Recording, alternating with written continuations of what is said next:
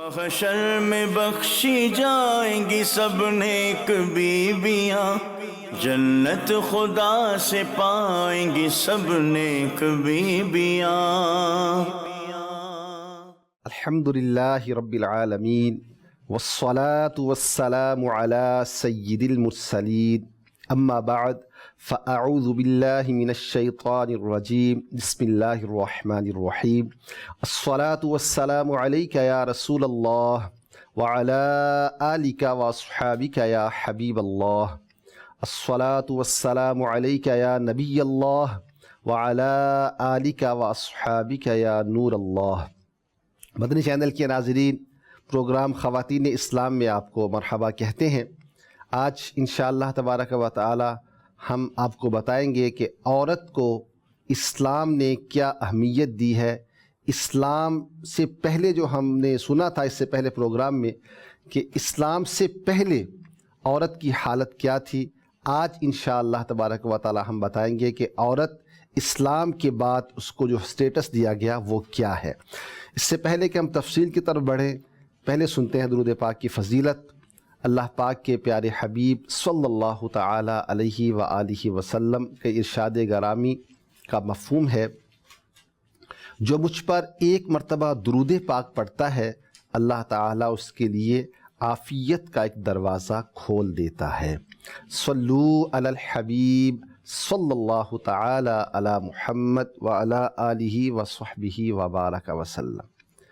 عورت اسلام کے بعد، اسلام ایک کامل مکمل دین جس نے ہر ایک کو اس کی حیثیت، اس کے مرتبے اور اس کے درجے کے اعتبار سے اس کو اس کے حقوق بھی دیے، اس کی ذمہ داریاں بھی اس پر عائد کیں، اور وہ جو افراط اور تفریط کا معاملہ تھا، کہیں زیادتی بعض معاملات کے اندر، کہیں بہت زیادہ کمی، ان دونوں کو ختم کر کے ایک ایسا اس کے منصب اور سٹیٹس کے لحاظ سے اسلام نے ہر ایک کو اس کی ذمہ داریاں بھی دی ہیں، اس کو عزت بھی دی ہے، اس کی اہمیت کا احساس بھی دلایا ہے۔ اس سے پہلے ہم سن چکے ہیں کہ عورت کی حیثیت معاشرتی حوالے سے، سماجی حوالے سے اور دیگر اعتبارات سے کیا تھی؟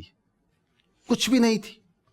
آج انشاءاللہ تبارک و تعالی اسلام کی برکات آنے کے بعد عورت کو کیا رتبہ ملا، یہ ہمارا موضوع بحث ہوگا۔ رکن شورا مولانا اسد رضا مدنی صاحب دامت ظلہ کی طرف ہم جاتے ہیں، اور ہم آج کی گفتگو کا آغاز کریں گے بیٹی کے حوالے سے۔ بیٹی ایک مقدس رشتہ، ہم نے پہلے بھی سنا کیا صورتحال تھی پہلے، وہ لوگ بچیوں کو، اپنی بیٹیوں کو زندہ درگور کر دینے والے۔ اسلام آیا تو اس بیٹی کو کیا تقدس ملا، کیا اس کو اہمیت ملی، کیا اس کو احترام ملا، اس کے بارے میں کچھ ارشاد فرمائیے۔ ہمارے آقا صلی اللہ تعالی علیہ وآلہ وسلم نے بیٹیوں کو بھی عزت عطا فرمائی، اور عورت جس جس روپ میں بھی ہے یہ بھی عزت والی بنی۔ اس کے علاوہ بھی سرکار دو عالم صلی اللہ تعالی علیہ وآلہ وسلم کی بارگاہ اقدس سے عزتوں کے تاج تقسیم ہوئے۔ سبحان اللہ۔ ہماری امی جان سیدہ عائشہ صدیقہ طیبہ طاہرہ رضی اللہ تعالی عنہا، آپ گھر میں موجود ہیں، ایک خاتون آتی ہیں جن کے ساتھ دو بیٹیاں، وہ آ کر کاشان اقدس پر عرض کرتی ہیں کہ کچھ کھانے کے لیے دیجیے۔ ہماری امی جان کہتی ہیں کہ گھر میں 3 کھجوریں تھیں، میں نے تینوں اٹھا کے اس عورت کو دے دی۔ انہوں نے ایک ایک کھجور دونوں بیٹیوں کو دی، اور جو تیسری کھجور تھی وہ بھی 2 حصے کر کے انہی دونوں کو دے دی۔ اللہ نے خود اس میں سے کچھ بھی نہیں کھایا۔ کہتے مجھے بڑا تعجب ہوا کہ اپنی ذات پر بھی اپنی بچیوں کو یہ ترجیح دے رہی ہے۔ جب اللہ کے پیارے نبی صلی اللہ تعالی علیہ وآلہ وسلم جلوہ فرما ہوئے، کہتے میں نے خدمت اقدس میں وہ سارے کا سارا ماجرا عرض کیا کہ اس طرح ایک عورت آئی تھی اور یوں اس نے کیا۔ اللہ تعالیٰ جل جلالہ کے پیارے حبیب صلی اللہ تعالی علیہ وآلہ وسلم نے ارشاد فرمایا، عائشہ، بچیوں پر شفقت اور مہربانی کی وجہ سے اللہ تعالیٰ نے اس عورت کو جنت عطا کر دی۔ سبحان اللہ، سبحان اللہ۔ تو ایک تو یہ واقعہ اگر دیکھا جائے تو ہمارے آقا نے بچیوں پر شفقت کرنے والی کے لیے انعام جو عطا فرمایا کہ اسے جنت دے دی جائے گی۔ اور اس کے علاوہ بھی اگر حدیث طیبات کی طرف بڑھیں تو اللہ کے پیارے حبیب صلی اللہ تعالیٰ علیہ وآلہ وسلم نے ارشاد فرمایا بیٹیوں کو برا مت سمجھو۔ یہ دور جو ہے اس دور کو اگر دیکھیں تو ابھی بہت بڑی تعداد میں وہ لوگ موجود تھے کہ جن کے قلب و روح پر اور جن کے ذہن و دماغ پر وہی نقوش ثبت تھے، تو جو کلمہ پڑھ کر مسلمان ہو رہے تھے یہ انہی میں سے نکل کر آ رہے تھے نا۔ تو اللہ کے پیارے حبیب صلی اللہ تعالیٰ علیہ وآلہ وسلم نے سمجھانے کا سلسلہ بھی فرمایا، بیٹی کے فضائل بھی بیان فرمائے۔ بیٹیوں کو برا مت سمجھو اس لیے کہ یہ محبت کرنے والی ہوا کرتی ہیں۔ اور اس کے بعد ایک حدیث شریف میں اللہ کے پیارے نبی صلی اللہ تعالیٰ علیہ وسلم نے ارشاد فرمایا جسے ان بچیوں کے ذریعے آزمایا گیا، یہ اللہ تعالیٰ جل جلالہ نے بیٹیاں عطا فرمائیں اور وہ ان بیٹیوں کی تربیت کر کے ان کے کھانے پینے رہنے سہنے کا انتظام کر کے انہیں پروان چڑھانے کی طرف لے کر چلتا ہے، تو یہ بچیاں کل قیامت کے دن اس کے اور جہنم کے درمیان آڑ بن جائیں گی۔ سبحان اللہ، سبحان اللہ۔ وہ سارا ماضی والا بھی اگر تصور میں رکھا جائے اور پھر اللہ کے پیارے حبیب صلی اللہ تعالیٰ علیہ وآلہ وسلم کے ان ارشادات کی طرف توجہ کی جائے تو کیفیت ہی کچھ اور ہمارے سامنے آتی ہے نا۔ سرکار دو عالم صلی اللہ تعالیٰ علیہ وآلہ وسلم کے یوں تو کئی ایک فرامین ہیں جو بچیوں کے تعلق سے ہیں، لیکن ان میں سے حصول برکت کے لیے کچھ عرض کرتا ہوں۔ جس کے یہاں بیٹی پیدا ہو اور وہ اسے ایذا نہ دے، نہ اسے برا جانے، نہ بیٹے کو بیٹی پر فضیلت دے، یہ تین چیزیں ذکر فرمائی گئیں۔ کیا مصیبت گلے پڑ گئی ہے، یہ ایذا دینے والا، تکلیف دینے والا، کوئی اس طرح کا جملہ اس کی زبان پر نہ آئے، بے صبری اور ناشکری والے جملوں کی طرف نہ جائے، اور بیٹے کو بیٹی پر ترجیح بھی نہ دے۔ میرے آقا ارشاد فرماتے ہیں اللہ تعالیٰ اس بندے کو جنت عطا فرمائے گا۔ سبحان اللہ، سبحان اللہ۔ اور وہ کتنا پیارا منظر ہے کہ جب کسی کے ہاں لڑکی پیدا ہوتی ہے نا تو اللہ تعالیٰ فرشتوں کو بھیجتا ہے۔ اللہ اللہ، جس گھر میں بچی پیدا ہوتی ہے فرشتے اس گھر میں آتے ہیں اور آ کر کہتے ہیں السلام علیکم اہل البیت۔ اس کو تھوڑا سا ہم اس انداز میں بھی اگر سمجھیں کہ جس کے آگے پیچھے کو دو چار افراد گھومنے پھرنے والے ہوں، کو ہاتھ اٹھا کر سلام کرنے والے ہوں، اسے کتنا عزت والا سمجھا جاتا ہے۔ اور وہ گھر کتنا ببرکت ہے کہ جس گھر میں فرشتے سلام پیش کرنے کے لیے سبحان اللہ، سبحان اللہ، سلام پیش کیا جاتا ہے۔ سلام پیش کرنے کے بعد فرشتوں کا جو عمل ذکر کیا گیا، یہ فرشتے اس بچی کو اپنے پروں کے سائے میں لے لیتے ہیں۔ اللہ اللہ اللہ اللہ۔ وہ منظر اگر تصور میں بھی لایا جائے نا کہ کس قدر اللہ تعالیٰ جل جلالہ کی رحمتیں اتر رہی ہیں، ایک فرشتوں کی صورت میں، دوسرا فرشتوں کی سلامیوں کی صورت میں، تیسرا فرشتے اس بچی کو اپنے پروں کے سائے میں لیتے ہیں اور اس کے سر پر ہاتھ پھیرتے ہوئے کہتے ہیں یہ ایک کمزور جان ہے جو ایک ناتواں یعنی کمزور سے پیدا ہوئی۔ جو شخص اس ناتواں بچی کی پرورش کی ذمہ داری لے گا، اللہ تعالیٰ جل جلالہ قیامت تک اس بندے کی مدد اپنے ذمہ کرم پر لے گا۔ سبحان اللہ، سبحان اللہ۔ اللہ کی مدد اس کے شامل حال ہو جائے گی۔ تو اس میں ایک تو بچی کی فضیلت ہمارے سامنے آتی ہے، فرشتوں کی سلامیوں کے معاملات ہمارے سامنے آتے ہیں، اور اس کے ساتھ ساتھ نا ایک ٹینشن بچی کی ولادت پر جو بعض گھروں میں ہوتی ہے، بچی پیدا ہو گئی، اب اس کے بعد ادھر پیدا ہوتی ہے، ادھر اس کے جہیز کی فکر شروع ہو جاتی ہے۔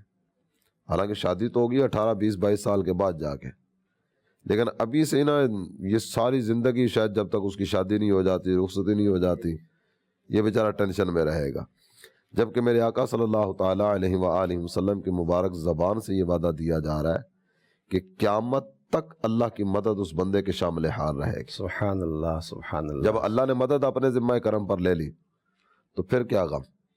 نہیں، اللہ کی مدد شامل حال ہو تو کوئی غم نہیں رہتا، کوئی مصیبت نہیں رہتی، کوئی ٹینشن نہیں رہتی۔ سبحان اللہ۔ یہ ہے محترم ناظرین، اسلام نے جو عورت اسپیشلی بیٹی کو جو سٹیٹس دیا ہے اس کے چند ایک پہلو آپ کے سامنے شیئر کیے گئے۔ احادیث طیبہ کی روشنی میں بچی تو رحمت لے کر آتی ہے، بیٹی تو فرشتوں کی سلامی کا سبب بن جاتی ہے۔ اس پیاری نعمت کے ملنے پر بندے کو تو شکر گزار ہونا چاہیے۔ اچھا، رکن شورا کی بارگاہ میں یہ بھی عرض کروں گا کہ آج کل بھی ہمارے یعنی اسلام کی تعلیمات ہم نے سنی کہ کیا ہے، لیکن اس کے باوجود بھی آج کل بھی ایسا ہوتا ہے کہ بعض لوگ بچی کی پیدائش کو پتہ نہیں کیوں برا سمجھ لیتے ہیں اور اس طرح کا ریئیکٹ کرتے ہیں۔ تو ان کو آپ کیا ایڈوائس کریں گے؟ اس طرح کے جملے بعض اوقات بعض جگہوں سے سننے میں آتے ہیں. بچی پیدا ہوئی تو اب بتاتے ہوئے بھی ہاں جی، وہ hesitate ہوتے ہیں نا بتایا جی. جاتا ہے تو اب وہ والی کیفیت نہیں ہوتی. بتاتے ہوئے بھی بعض اوقات تھوڑا گھبرا رہے ہوتے ہیں کیسے بتائیں. اور بعض اس طرح کے نادان بھی ہیں کہ جب مبارک دی جائے نا بچی کی تو وہ کھلے لفظوں کہہ دیتے ہیں کہ ہم بچی کی مبارک نہیں لیتے. اور بات ایسا بھی ہوتا ہے کہ آپ کو نا بیٹی ہوئی ہے تو آگے سے مبارک نہیں بولیں گے، کوئی الفاظ بولیں گے جیسے اللہ کا حکم، جیسے اللہ کا کی حکم، مرضی، اللہ صبر کی توفیق جو دے، اس طرح کی کلمات. جی جی. تو ایسا نہیں ہونا چاہیے. یہ ابھی ہم نے کچھ چیزیں سنی ہیں اور یہ ساری کی ساری احادیث نہیں ہے کہ جو ابھی مختصر سے وقت میں ہم بیان کر سکیں. خود اگر ہم اپنے کریم آقا صلی اللہ تعالیٰ علیہ وآلہ وسلم کی ذات گرامی کو دیکھتے ہیں تو سیدہ کائنات کے ساتھ محبت کا جو انداز تھا سبحان اللہ، اس کی کچھ جھلک ہم نے پچھلے پروگرامز میں ذکر بھی کی ہے. میرے آقا کھڑے ہو کر استقبال کرتے، ان کا ہاتھ پکڑتے، وہ ہاتھ چومتی، سرکار ان کا ہاتھ چومتے، پھر اپنی نشست پر بٹھانے کا سلسلہ ہوتا. یہ دو طرفہ محبت کے معاملات ہوا کرتے تھے. تو ان ساری چیزوں کو سامنے رکھا جائے اور اگر یوں لے لیا جائے نا، مزدور کام کرتا ہے، محنت کرتا ہے، مزدوری کرتا ہے، 8 سے لے کر 4 تک اس کی دوڑ لگی ہوتی ہے. یہ آندھی ہے یا طوفان ہے، سردی ہے یا گرمی ہے، موسمی تغیرات و تبدلات میں بھی یہ سر پھینک کے لگا ہوتا ہے. کرنا ہے. کیوں؟ جو 4 بجے اس کو وہ 1000 1200 1500 ملے گا نا اجرت میں، اس کی توجہ اس طرف ہوتی ہے. یہ جتنی بھی محنت مشقت کر رہا ہوتا ہے وہ 4 بجے ملنے والی اجرت پر اس کی نظر ہوتی ہے. ایک شہر سے دوسرے شہر نکلتے ہیں، ایک ملک سے دوسرے ملک جانے کا سلسلہ ہوتا ہے. یہ سارے کا سارا کیوں ہوتا ہے؟ وہ جو کام کرنے کے بعد اجرت ملے گی نا، توجہ اس طرف ہوتی ہے. تو یہاں بھی توجہ اجرت پر رکھ لی جائے. اللہ کی بارگاہ سے جو انعامات دیے جائیں گے، اللہ کے پیارے حبیب کی زبان سے جنت کا وعدہ ملا، ان چیزوں کی طرف توجہ ہوگی تو اللہ کی رحمت سے امید ہے کہ یہ جو ذہن میں اس طرح کے وساوس آتے ہیں وہ بھی چھٹ جائیں گے. اس سے ہمیں یہ بھی سیکھنے کو ملا کہ اس طرح بیٹی کی پیدائش پر خوشی کا اظہار نہ کرنا یہ اسلام کا مزاج نہیں ہے. لوگوں کی اپنی نفسیات ہیں، وہ اپنا مائنڈ سیٹ ہے، اپنی سوچیں ہیں، اپنے رواج ہیں. اسلام کا انداز یہ نہیں ہے. اسلام تو بیٹی کو عزت دیتا ہے، اس پہ خوشی کا اظہار بھی ملتا ہے. ہمارے نبی کریم علیہ الصلاۃ والسلام کا طرز عمل ابھی ہم نے سنا. تو لہٰذا ہرگز یہ بات نہ کی جائے کہ اسلام میں بیٹی کی پیدائش کو برا سمجھا جاتا ہے. ہمارے سامنے جو ایک انداز رکھا گیا نا، بیٹی کی ولادت پر نبوی کلمات کیا ہوا کرتے ہیں. جی، اللہ اسے مبارک فرمائے ماشاء اللہ، اور امت محمدیہ کے لیے اس میں برکت رکھے. سبحان اللہ، سبحان اللہ. وہاں تو یہ برکت اور برکت کی باتیں ہو رہی ہیں. اچھا، سیرت طیبہ، ہمارے آقا صلی اللہ علیہ وسلم اسلام لانے والے، اسلام کو پھیلانے والے، اسلام کے داعی. ہمارے نبی علیہ الصلاۃ والسلام کی مبارک زندگی ہمیں جو بتاتی ہے کہ جس میں وہ رول ماڈل بھی ہیں ہمارے لیے. سیرت طیبہ کی روشنی میں سے بہت سے واقعات احادیث طیبہ میں ملتے ہیں جس میں آپ نے بیٹی، بلکہ بیٹی کی بھی اولاد، آگے جو نواسی نواسا وغیرہ ہیں، ان کے ساتھ نبی کریم علیہ الصلاۃ والسلام کی محبت کے جو انداز ملتے ہیں. نجاشی بادشاہ کا اگر دیکھیں تو نجاشی بادشاہ نے اللہ کے پیارے حبیب صلی اللہ تعالیٰ علیہ وآلہ وسلم کی خدمت اقدس میں کچھ تحائف پیش کیے نا. جی، ان تحائف میں زیورات وغیرہ بھی تھے. ان زیورات میں نا حبشی نگینے والی ایک انگوٹھی تھی. وہاں کی اسپیشل اس ایریا کی ہوئی. یہ مخصوص سوغات ہوتی ہے بعض ریاض کی، تو یہ حبشہ سے آئی تھی تو حبشی نگینے والی انگوٹھی یہ ان زیورات میں تھی. اللہ کے پیارے نبی صلی اللہ تعالیٰ علیہ وآلہ وسلم نے یہ انگوٹھی لی. اس انگوٹھی کو سرکار دو عالم صلی اللہ تعالیٰ علیہ وآلہ وسلم نے اپنی مبارک انگلی سے، اور بعض روایتوں میں ذکر کیا گیا کہ اپنے مبارک عصا سے مس فرمایا. اور اس کے بعد نا اپنی بڑی شہزادی، ان کی بیٹی جن کا نام نامی اس میں گرامی ہے امامہ، یہ ان کو عطا فرمائی. اب حضرت امامہ رضی اللہ تعالی عنہا جب انہوں نے 19 سی عمر تھی، انگوٹھی لی تو سرکار دو عالم صلی اللہ تعالیٰ علیہ وآلہ وسلم نے ارشاد فرمایا، اے چھوٹی بچی، یہ انگوٹھی تم پہن لو. سبحان اللہ. جہاں وہ پیار محبت کا سلسلہ ہی نہیں تھا، ہمارے آقا یہ انداز اس قوم کے سامنے رکھ رہے ہیں اور ان کو یہ بتایا جا رہا ہے کہ اولاد بھی پیاری ہوتی ہے، اولاد کی اولاد بھی پیاری ہوتی ہے، بیٹی بھی پیاری ہوتی ہے، بیٹی کی بیٹی بھی پیاری ہوا کرتی ہے. اور یہی حضرت امامہ رضی اللہ تعالیٰ عنہا ویسے تو سرکار کی عبادات کے واقعات جب بیان کیے جاتے ہیں تو حسنین کریمین کا تذکرہ زیادہ سننے میں آتا ہے، لیکن یہ بھی احادیث کی کتابوں میں ذکر کیا گیا کہ سرکار علی وقار صلی اللہ تعالیٰ علیہ وآلہ وسلم جب محو عبادت ہوتے، یہ سرکار دو عالم صلی اللہ تعالیٰ علیہ وآلہ وسلم کی خدمت اقدس میں حاضر ہوتے، کبھی سجدے کی حالت میں کندھے پر آتی، اللہ، حضرت امامہ رضی اللہ تعالیٰ قادے کی حالت میں گود میں بیٹھتی، سبحان اللہ، کبھی کچھ کبھی کچھ کبھی کچھ۔ یہ نماز کے دوران ان کے یہ محبت کے انداز ہوتے تھے جو آپ صلی اللہ تعالیٰ علیہ وآلہ وسلم کے ساتھ جاری ہوتے۔ اور اس پر بخاری شریف کی حدیث مبارکہ اگر اس کو بیان کرنے کی سعادت حاصل کروں، حضرت ابو قتادہ اس حدیث کے راوی ہیں، اللہ کے پیارے حبیب صلی اللہ تعالیٰ علیہ وسلم ہمارے پاس تشریف لائے، آپ کی نواسی امامہ بنت ابو العاص اس کو کندھے پر اٹھائے ہوئے تھے، پھر آپ صلی اللہ تعالیٰ علیہ وآلہ وسلم نے نماز پڑھنا شروع کی، رکوع میں جاتے وقت انہیں اتار دیتے اور جب کھڑے ہوتے تو انہیں اٹھا لیتے۔ سبحان اللہ، سبحان تو اللہ، اس میں وہ عمل قلیل عمل کثیر وہ جو تعریف ہے اس کو تو ظاہر پیش نظر رکھا جائے گا کہ ہمارے آقا صلی اللہ تعالیٰ علیہ وآلہ وسلم آپ عبادت کے انداز سکھانے والے ہیں۔ عمل کثیر وہ عمل ہوا کرتا ہے کہ جس میں دیکھنے والا یہ سمجھے کہ یہ نماز نہیں پڑھ رہا، تو عمل کثیر اگر ایسی صورت میں ہو تو وہ تو نماز نہیں ہوگی۔ تو یہ آپ صلی اللہ تعالیٰ علیہ وآلہ وسلم کا جو عمل مبارک تھا، بعض علماء نے ذکر کیا کہ آپ صلی اللہ تعالیٰ علیہ وسلم کا خاص ہے، خاص، اور بعضوں نے ذکر فرمایا کہ آپ صلی اللہ تعالیٰ علیہ وسلم کا انداز اس طرح کا تھا کہ وہ عمل کثیر والی صورت ہی نہیں ہوئی۔ اللہ اللہ اللہ، تو یہ نماز کے دوران بھی، اللہ کی عبادت کے دوران بھی بچیوں سے محبت ہمارے آقا سکھا رہے ہیں۔ کتنا حسین انداز ہے کہ بیٹی کی آگے اولاد۔ اگر حسنین کریمین کی بھی بات کی جائے تو حسنین کریمین بھی تو بیٹی ہی کے بیٹے ہیں، تو یوں اسلام نے نہ صرف بیٹی کو ایک مقام دیا، اس سے محبت کا حکم دیا، بلکہ بیٹی کی جو اولاد ہے ہمارے نبی علیہ الصلاۃ والسلام ان سے بھی محبت کا اظہار فرماتے، اور احادیث طیبہ میں ایسے بے شمار واقعات موجود ہیں۔ ہمارے ہاں محاورہ بولا جاتا نا کہ پیڑ سے آنتیں قریب ہو جاتی، قریب ہو جاتی ہے، اسی سیناریو میں، اسی تناظر میں بولا جاتا ہے۔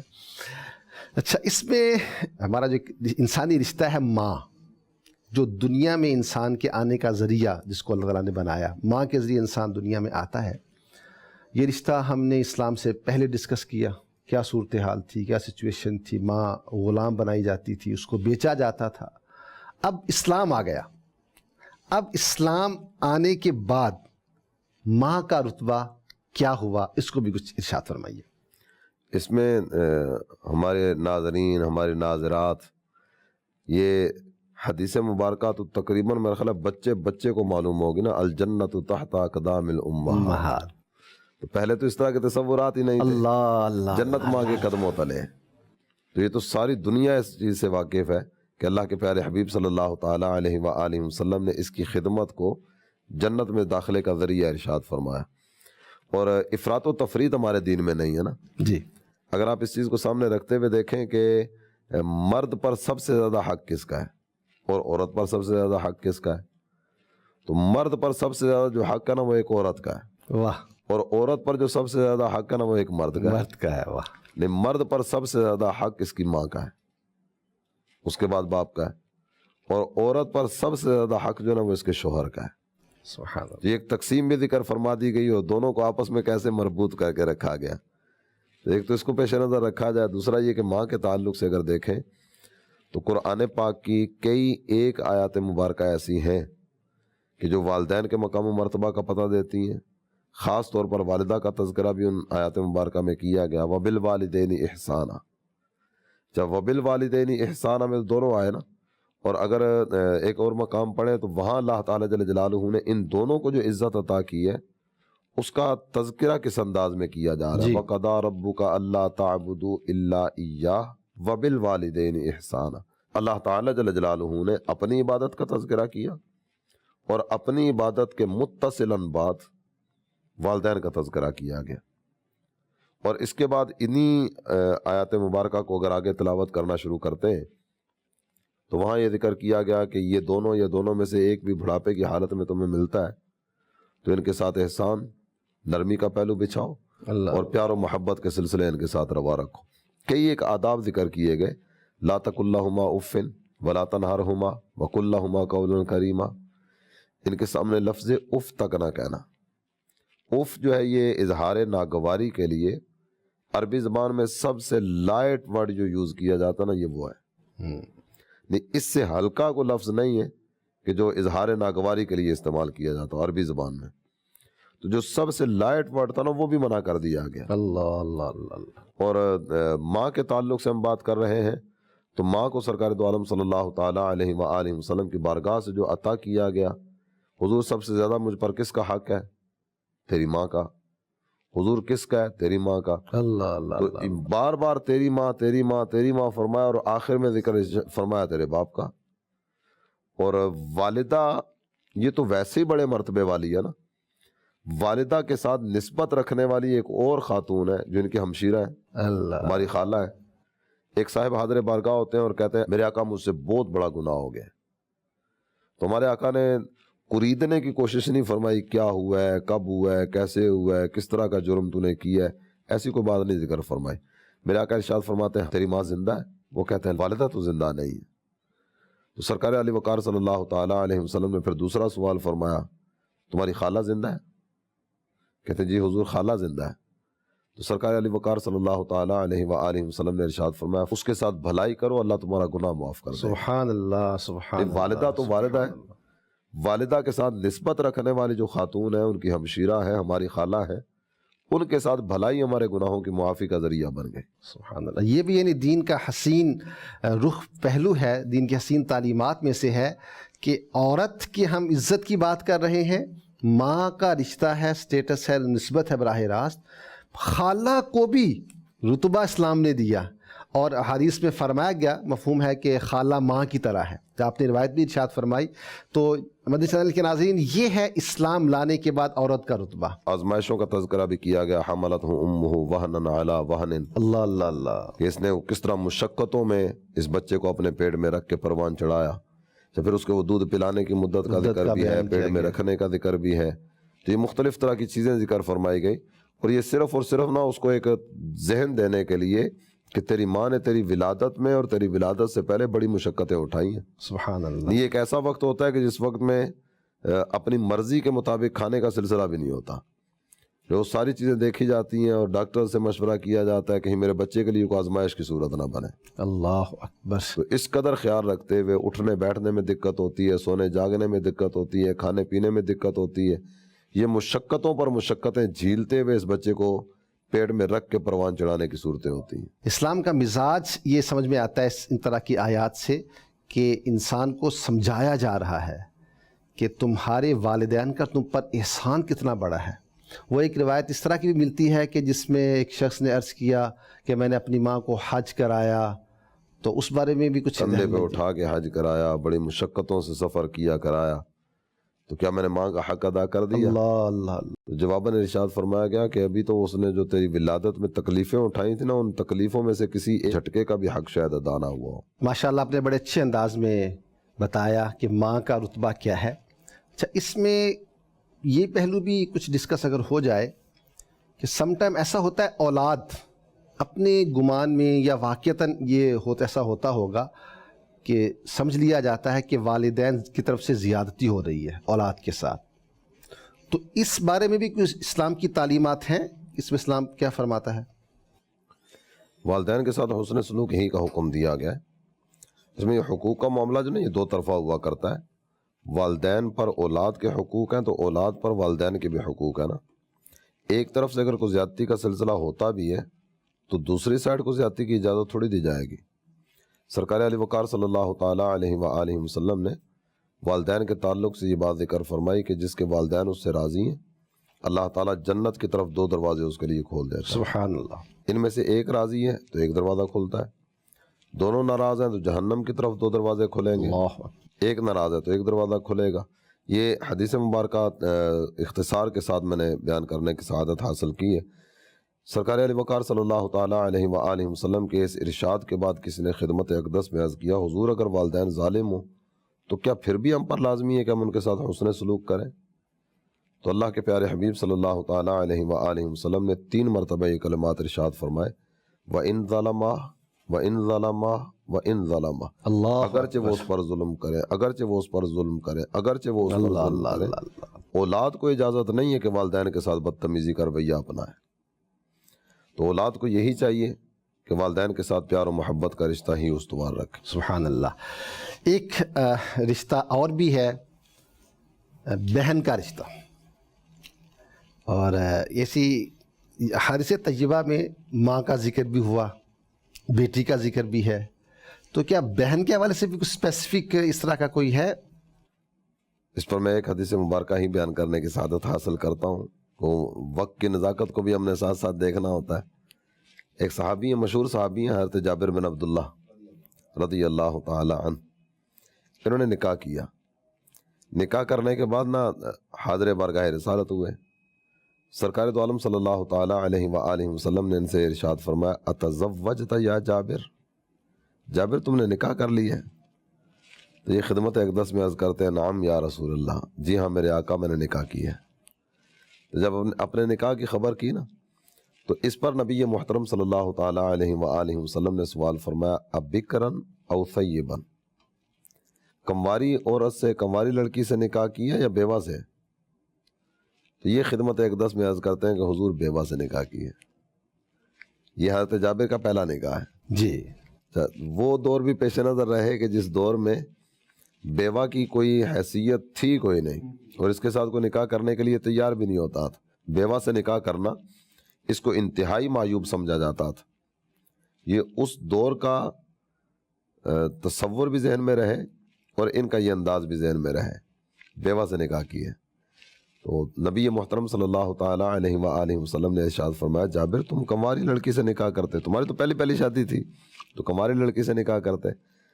تو انہوں نے جو خدمت اقدس میں جواب دیا، اللہ اللہ اللہ، علاقہ کون سا ہے، ایریا کون سا ہے، اور تھوڑا سا پیچھے جائیں تو اسی ایریے میں کیفیت کس طرح کی ہے، وہ ساری چیزیں میں تصور میں رکھی جائیں، اس کے بعد ان کے جواب کی طرف توجہ کی جائے۔ تو وہ جواب انہوں نے جو خدمت اقدس میں پیش کیا، کہتے ہیں آقا میری بہنیں ہیں، اگر میں کسی کنواری لڑکی سے نکاح کرتا تو مجھے خدشہ تھا کہ ایک تو وہ بچیوں کی، میری بہنوں کے صحیح انداز میں تربیت کی طرف توجہ نہ کر پاتی، اور دوسرا یہ بھی تھا کہ کہیں ایسا نہ ہو کہ میں اپنی بہنوں سے دور ہو جاؤں۔ تو بہنوں کی محبت میں کنواری لڑکی سے نکاح کرنے کے بجائے بیوہ سے نکاح کی ہے۔ سبحان اللہ سبحان اللہ۔ سرکار دو عالم صلی اللہ تعالی علیہ وآلہ وسلم نے ان کے اس عمل کو پسند فرمایا۔ ماشاء اللہ، یعنی بھائی اپنی بہنوں کے خیال سے ایسی عورت سے نکاح کر رہے ہیں جو عمر میں کچھ بڑی ہیں، تربیت تاکہ مصطفیٰ کا تربیت ہو نتیجہ جائے۔ ہے۔ اللہ اللہ اللہ۔ پہلے کیفیت کیا ہے، اور آج مصطفیٰ کریم صلی اللہ تعالی علیہ وسلم کے قرب کی برکت سے یہاں اہل عرب کا انداز کس طرح کا بنتا چلا جا رہا ہے۔ سبحان اللہ سبحان اللہ۔ اچھا، اس میں بیوی کے حوالے سے بھی اسلام کی تعلیمات کیا؟ بیوی جس کو ہم نے پہلے سنا کہ کچھ بھی سمجھا نہیں جاتا تھا، بیوی کے حوالے سے تو نکاح جب کیا جاتا ہے تو اس وقت ہی سب سے پہلے، بعد کے مال کے معاملات تو اپنی جگہ پر ہیں، نکاح کی نشست میں مال کا سلسلہ ہوتا ہے نا، فَكُلُوهُ هَنِيئًا مَرِيئًا، جو مہر کی ادائیگی کی صورت کی جاتی ہے، تو اس کی منیمم مقدار ذکر کی گئی، میکسیمم تعداد کا بھی ذکر نہیں کیا گیا، مقدار کا بھی ذکر نہیں کیا گیا۔ جو یہ تقاضا کرے گی اور جس پر یہ راضی ہوگی اتنا مہر اس کو دیا جائے گا، اور اس میں بھی چونکہ میکسیمم بھی ہو سکتا ہے تو اس لیے اس میں معجل اور مؤجل دونوں صورتیں ہیں، دونوں صورتیں رکھ دی گئی، معجل اور مؤجل، عین کے ساتھ اور حمزہ کے ساتھ۔ جو عین کے ساتھ ہے یہ جلدی والا فوری ادائیگی، اور مؤجل بعد میں بھی ادائیگی کی صورت ہو سکتی ہے۔ تو ایک تو یہ ابتدا ہی اس انداز میں کی گئی کہ بیوی کو بیاہ کر لانا چاہتے ہو نا تو پہلے مہر ادا کرو، اس کے بعد کھانا پینا، رہنا سہنا، نان نفقہ، تمام تر معاملات یہ شوہر کے ذمہ کر دیے گئے۔ سبحان اللہ۔ تو یہ بیوی کے ساتھ ایک شریعت مطہرہ کی طرف سے عنایات کریمانہ کا انداز ہے، وعاشروہن بالمعروف، اور اس کے علاوہ کئی ایک مقامات اور بھی ہیں، ان کو بھلائی کے ساتھ رکھو۔ اور اس میں ایک چیز کی طرف میں توجہ دلانا چاہوں گا، بعض اوقات نا ہمارے ہاں ایک چیز ہوتی ہے کہ جب نکاح وغیرہ کا سلسلہ ہوتا ہے تو اس میں لڑکا ماہانہ کتنا دے گا، سالانہ کتنا دے گا، اور پلاٹ نام لگوائے گا، مکان نام لگوائے گا، زیور نام لگوائے گا، اس طرح کی ایک چیزوں کا سلسلہ ہوتا ہے۔ تو یہ ماہانہ کتنا دے گا تو ماہانہ تو پہلے ہی شریعت اس کے ذمہ کر چکی، ذمہ لازم ہو چکا. اس کے ذمہ لازم ہو چکا. یعنی کوئی لکھت پڑھت بھی اس تعلق سے نہ ہونا، تو کھانا پینا، رہنا سہنا، لباس اور تمام تر ضروریات یہ شوہر کے ذمہ شریعت مطہرہ کر چکی ہے. یعنی نفقہ جسے کہا جاتا ہے، نان و شریعت نفقہ. سے. نان و نفقہ، سکنا بھی، رہائش بھی اس کی رسپانسبلٹی ہے. سبحان اللہ. اس میں ایک مجھے روایت یاد آ رہی ہے جس میں ارشاد فرمایا گیا، تم میں سے بہترین وہ ہے جو اپنے اہل کے لیے بہترین ہے. اور اہل کی ایک تفسیر، اس کا ایک معنی، ایک تشریح بیان کرتے ہوئے کہا گیا کہ اس سے مراد ہے گھر والی، بیوی سے مراد ہے. اچھا، وہ پہلے ایک انداز جو ہوا کرتا تھا نا، بیویوں کو مارنا، زد و کوب کرنا اور ان کے عزت کو مجروح کرنا، ان کی تذلیل کرتے رہنا، جملے کستے رہنا.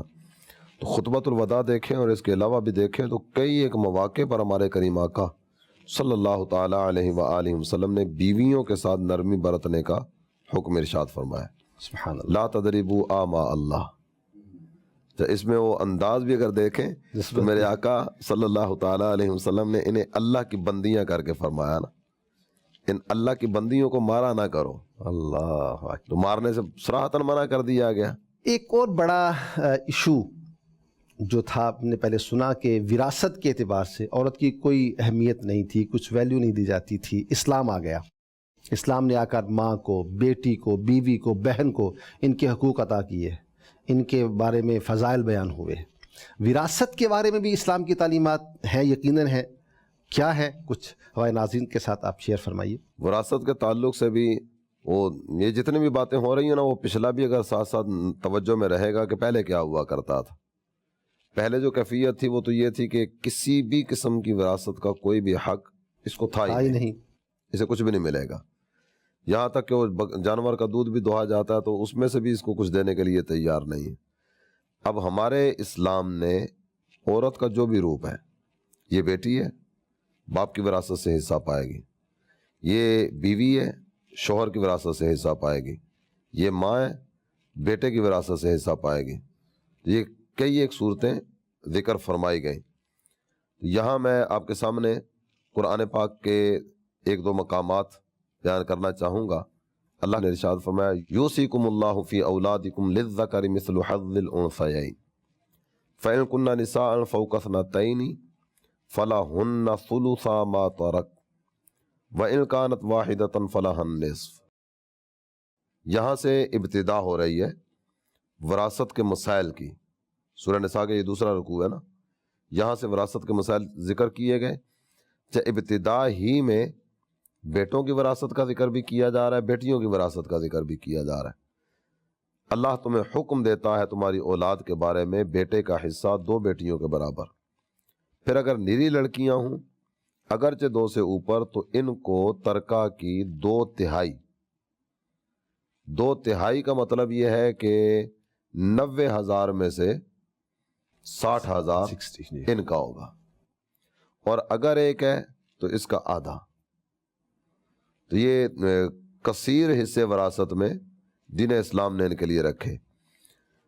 اور قرآن پاک میں جہاں دیگر کے ذکر فرمائے گئے نا، تو بہن کے لیے بھی کیا ہے اس کا بھی ذکر کیا جا رہا ہے. اگر ایسے آدمی، ایسے مرد یا ایسی عورت کا ترکہ بٹ رہا ہو جس نے ماں، باپ، اولاد کچھ بھی نہیں چھوڑے، اب ماں بھی نہیں ہے، باپ بھی نہیں ہے، اولاد بھی نہیں ہے، ماں کی طرف سے اس کا بھائی یا بہن ہے، تو ان میں سے ہر ایک کو 6واں حصہ ملے گا.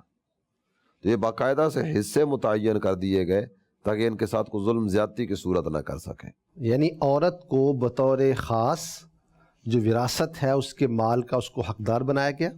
اس کے حصوں کی بیٹی ہے تو بھی حصہ رکھا گیا، جی، بہن ہے تو اس کے حصے کی صورت بھی آ گئی، ماں ہے تو اس کے حصے کی صورت بھی آ گئی، بیوی ہے تو اس کے حصے دادی کا بھی حصہ آتا ہے. جی، دادی کے حصے کی صورتیں بھی ہوتی ہیں. تقریباً جو رشتے ہیں عورت سے متعلقہ، سب کے لیے کہاں کہاں کس کس انداز میں کیا کیا دیا جائے گا، ہمارے دین نے اس کی وضاحتیں فرمائی. بلکہ ایک حسین پہلو یہ بھی ہے اس میں تعلیمات میں کہ جہاں ان سب کے حصے بیان کیے گئے، اگر کسی کے ہاں یعنی ماں شریک بہن بھائی ہیں، یعنی ماں کے اعتبار سے کوئی بنتے ہیں، تو ان کا بھی حصہ رکھا گیا. سبحان اللہ. تو یہ وراثت کی تقسیم. اچھا، یہاں پر ایک بات اور بھی ایک ذہن میں بات آتی ہے اور بعض لوگ اس کا ذکر بھی کرتے ہیں کہ جناب بیٹی ہوتی ہے، بیٹی کے جب اس کی شادی ہوتی ہے اس کو جہیز دے دیا جاتا ہے. جہیز دیا، خرچہ ہوا، سب کچھ، تو کیا اب اس کی وراثت کا حصہ ختم ہو گیا جہیز دینے کی صورت میں؟ اس میں کچھ چیزیں اس طرح کی ہیں جو عوام نے نا وہ زبردستی گھڑ کے یا پتہ نہیں کس انداز میں یہ سلسلے شروع کیے ہوئے ہیں. جہیز دیا تو آپ نے اپنی محبت کا اظہار کیا ہے. وراثت میں اس کا جو حق بنتا ہے وہ تو ادا کرنا ہی ہوگا، اور وراثت ادا نہ کرنے والا اور وراثت کے مال پر قبضہ کر لینے والا یہ تو غاصب اور ظالم قرار پائے گا نا. اللہ اکبر. تو اس کا جو حصہ بنتا ہے وہ اس کو ادا کرنا ہوگا. ابھی پچھلے سال تو اس کی شادی کی تھی، پچھلے سال اس کو اتنا دیا تھا، کیا وہ اس کو وراثت بھی دے دیں؟ تو وراثت قرآن کا حکم ہے، اور یوصیکم اللہ، اللہ تمہیں حکم دیتا ہے کہ یہ دو. تو جب اللہ حکم دے رہا ہے تو اللہ کا بندہ اللہ کی بات کو نہیں مانے گا تو پھر کس کی بات کو مانے گا؟ یہ بات ذہن میں رہے کہ اسلام میں یہ بات ہرگز نہیں کہی گئی کہ جہیز دے دیا تو اب وراثت کا ختم ہو گیا، ایسا ہرگز نہیں ہے. اسلام کا جو اصول ہے ابھی ہم نے سنا قرآن شورا کی زبانی کہ اسلام میں عورت کو حصہ دیا گیا ہے، اور وراثت بیسیکلی تو تقسیم بھی وفات کے بعد ہوتی ہے. جی ایسے جب والدین میں سے کسی کا انتقال ہوتا ہے تو اب ان کا جو ترکہ ہوگا، جو بچی ہوئی چیز ہوگی، وہ بہرحال تقسیم ہوگی، وہ جتنی بھی ہوگی. اور جو حق ہے یہ حق شرع ہے، یہ شریعت کا حق ہے، اس کو ابتداءً تو معاف بھی نہیں کیا جا سکتا. تو لہٰذا اسلام نے اس اعتبار سے بھی عورت کو حصہ دیا، اور اس کی تقسیم کاری جو ہے وہ قرآن پاک میں بیان کی گئی، اس میں سے بات کی وضاحت احادیث طیبہ میں کی گئی. ادائیگی سے پہلے معاف کرانے کی صورت بھی نہیں ہے نا.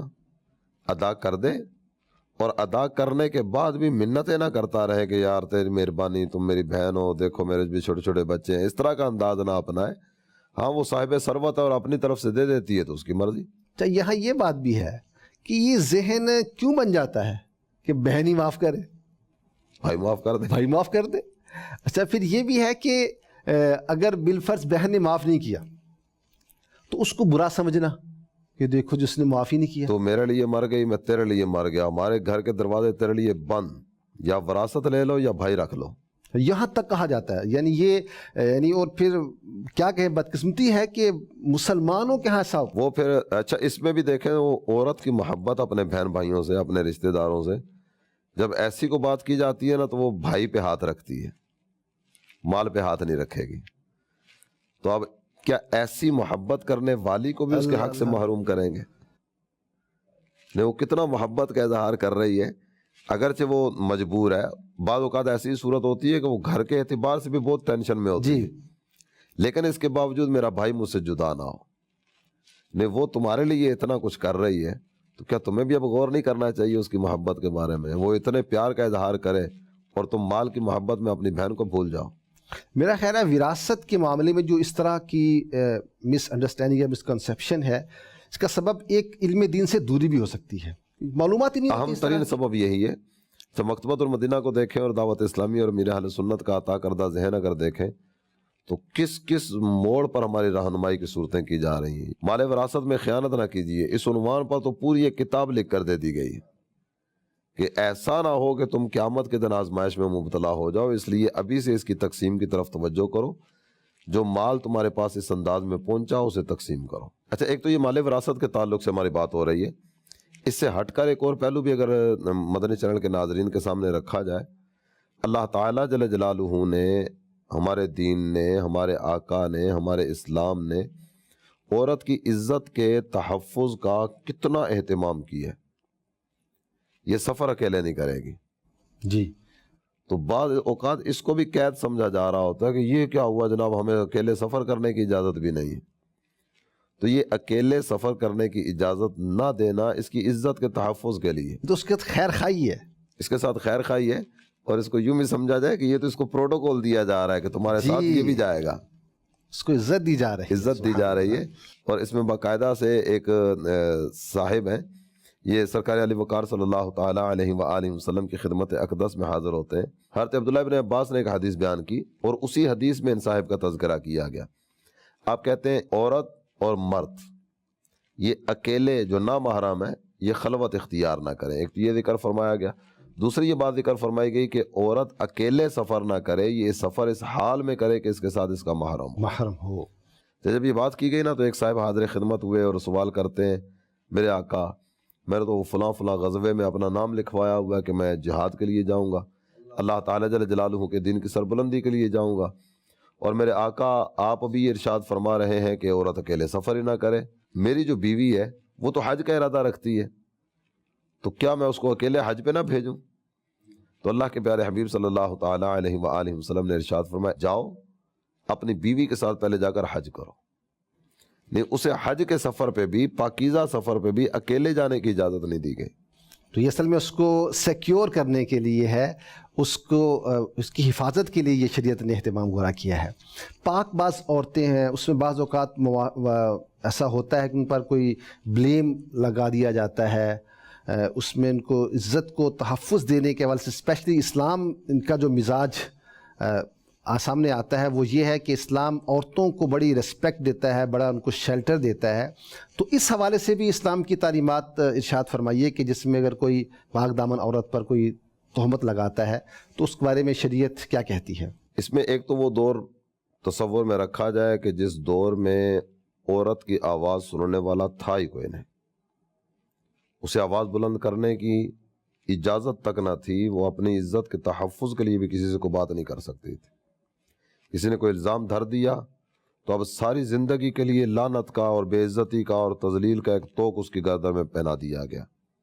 جبکہ ہمارے دین نے ہمیں جو ارشاد فرمایا والذین یرمون المحصنات ثم لم یأتوا بأربعۃ شہداء فاجلدوہم 80 جلدہ ولا تقبلوا لہم شہادۃ ابدا. پاک باز عورتیں اگر ان پر کوئی بدکاری کی تہمت لگاتا ہے نا اور ان پر الزام رکھتا ہے تو اسے 4 گواہ لانے ہوں گے. تو شریعت مطہرہ کا انداز دیکھیے، بقیہ تمام تر معاملات میں 2 گواہوں کی گواہی پہ فیصلہ ہو رہا ہے، اور جب کسی کی عزت کی بات آ رہی ہے تو یہاں 4 گواہ مانگے گئے ہیں. اللہ. اور وہ گواہ بھی کس طرح کی گواہی دیں گے اس کی باقاعدہ تفصیل ذکر فرمائی گئی نا.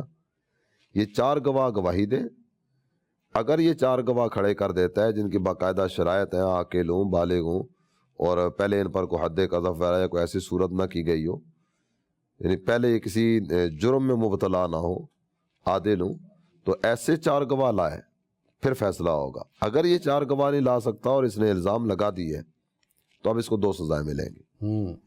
پہلی سزا یہ ہے کہ اس نے پاک باز مومنہ عورت پر الزام لگایا، اسے 80 کوڑے مارو. اللہ اکبر. اس کی جرت کیسی ہوئی کہ ایک مسلمان عورت پر یہ ایسے الزام دھرے؟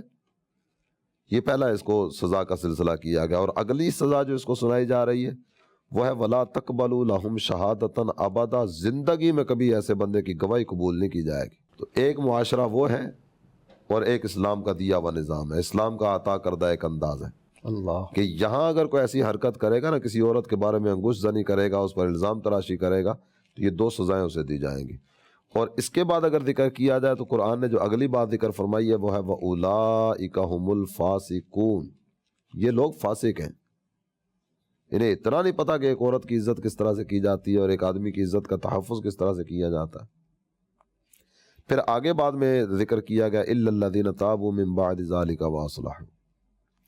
اس میں رعایت کی صورت تب ہو سکتی ہے کہ یہ توبہ کریں اور توبہ کرنے کے بعد یہ اپنی اصلاح کر لیں، تو گویا فاسق کا لیبل ختم ہو جائے گا. فَإِنَّ اللَّهَ غَفُورٌ رَحِيمٌ. اللہ تعالیٰ مغفرت فرمانے والا مہربان ہے.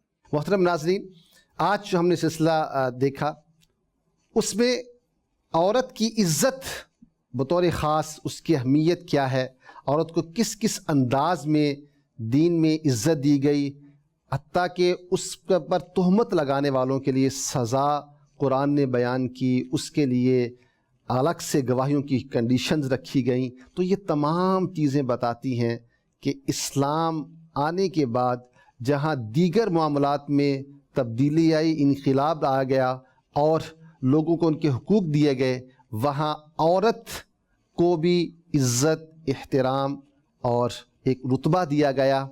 ماہ رمضان المبارک کی ان پربہار ساعتوں میں آج کا یہ پروگرام ہم نے دیکھا. دیکھنے کے بعد ہم اپنا ذہن بنانا چاہیے کہ ہمیں علم دین حاصل کرنا چاہیے. ہو سکتا ہے کہ بہت سی باتیں ایسی ہوں جو ہمارے علم اس لیے نہ ہوں کہ ہمارے پاس علم دین نہیں ہے، قرآن و حدیث کا علم نہیں ہے. قرآن و حدیث کا علم حاصل کیجئے انشاءاللہ تبارک و تعالیٰ. اور اس کا ایک بہترین ذریعہ بھی آپ کو عرض کرتا چلوں، دعوت اسلامی کے جو دینی کام ہیں، اگر اس میں جو اسلامی بہنوں کے لیے 8 دینی کام ہے خواتین کے لیے، اس میں آپ پارٹیسپیٹ کریں گے اسلامی بہنیں، تو انشاءاللہ تبارک و تعالیٰ بڑے، یعنی کہہ لیجئے کہ احسن انداز کے ساتھ عمل کی رغبت بھی ملے گی اور علم دین بھی حاصل ہوتا چلا جائے گا۔ اللہ تبارک و تعالی ہمیں اچھے اعمال اختیار کرنے، دین متین کو سیکھنے اور اس پر عمل کی توفیق عطا فرمائے۔ آمین بجاہ النبی الامین صلی اللہ تعالی علیہ وآلہ وسلم۔ محشر میں بخشی جائیں گی سب نیک بیویاں، جنت خدا سے پائیں گی سب نیک بیویاں۔